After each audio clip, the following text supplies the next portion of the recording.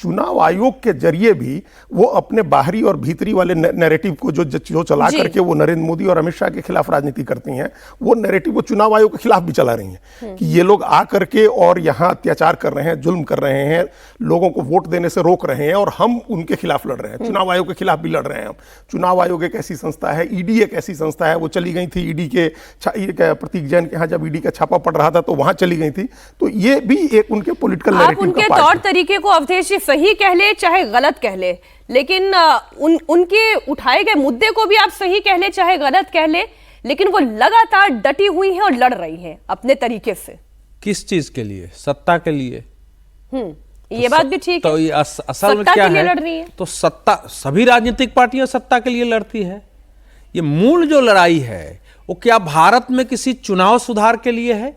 क्या बंगाल के किसी विशेष मतलब बंगाल में कोई ऐसी क्रांति जिससे आर्थिक विकास हो जाए, लोगों में शांति स्थापित होकर इतना ही प्रयास वो बंगाल में शांति स्थापित के लिए की होती, अगर यही प्रयास वो मालदा मुर्शिदाबाद में की होती, और यही प्रयास अगर उन्होंने लोकतंत्र के प्रति इनकी प्रतिबद्धता थी, अगर चुनाव के बाद जिन लोगों को मार मार के घर जला के पश्चिम बंगाल से बाहर के उसके लिए की होती तो बात है। लेकिन देखिए ये जो इशू है इस समय, आज वो वकील के एक साथ वो सुप्रीम कोर्ट भी जा रही है, चुनाव आयोग के पास जा रही है और चुनाव आयोग के बारे में आके कह रही है कि मैंने तो उनको कहा है कि आपका हाल धनकर के जैसा होगा, यानी बीजेपी आपको वही हालत करेगी। हालांकि ब्यूरोक्रेसी में या एक संवैधानिक संस्था में एक राजनीतिक पद में अंतर होता है।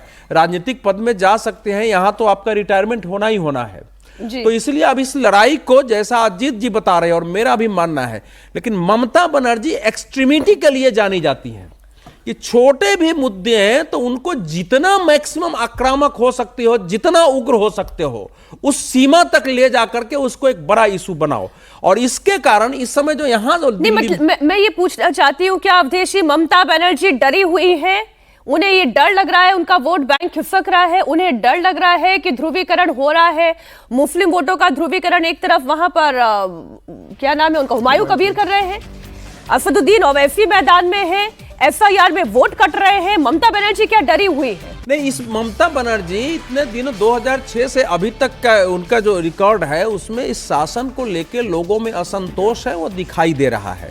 दूसरा, घुसपैठिए वो कहती थी, आज भी बोल रही है, सीमा पर जाकर के घुसपैठिए कह रहे हैं कि हम तो आए थे 20 साल से यहाँ वोट डाल रहे हैं। दूसरा इशू है।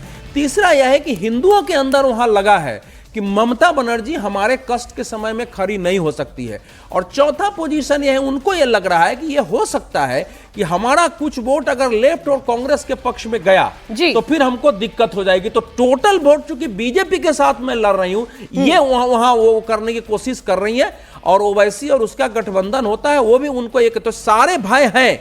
लेकिन ये जो चुनाव आयोग का भी जो है ना, अब गांगुली GANGULI और GANGULY, इस पर नोटिस का हमको कारण नहीं लगता है। बनर्जी BANARJI, ये कुछ चुनाव आयोग की ओर से मैं तो सर इस इंतजार में हूं जब ममता बनर्जी काला कोट पहनकर वहां अपनी तरफ से अब दलील देने के लिए सुप्रीम कोर्ट में खड़ी होंगी, तो क्या वो तमाम मुद्दे उठाएंगी जो इतने दिनों से दमदार दफ में आप उठा रहे हैं? महाभियोग भी, और वो मुद्दे अजीत जी जो इतने दिनों से दमदार दफ में हम भी उठा रहे हैं, जो समस्याएं हैं, जो एनोमलीज हैं, उन पर भी तो आप बात करेंगे ना? हाँ, तो वो तो करेंगे ही। तो लॉजिकल डिस्क्रिपेंसीज का मामला है, मतलब एसआईआर की एनोमलीज जो हैं वो गड़बड़ियां हैं, वोटर लिस्ट की जो गड़बड़ी है वो है।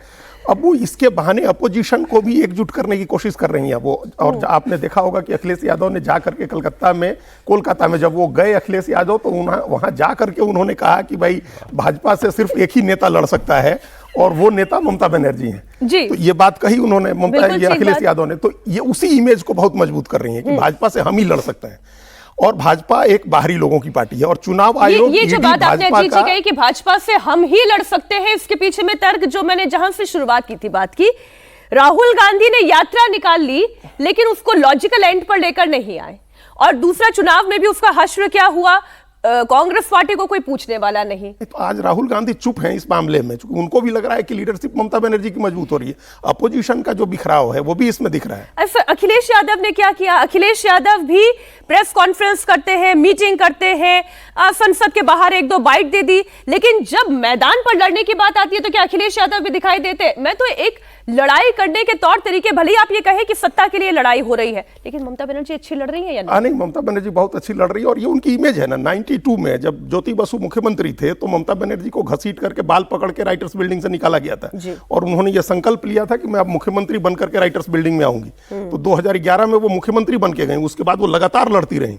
कांग्रेस पार्टी में रह करके उन्होंने लड़ाई की, जब अपनी पार्टी बनाई तब लड़ाई की और उसी छवि को वो मजबूत करते हैं। वो उनका एक बड़ा, एक ऐसी चमकती हुई चीज है जो उनको हर बार जीत दिलाती है, उनके लोगों को उनके पीछे खड़ी करती है।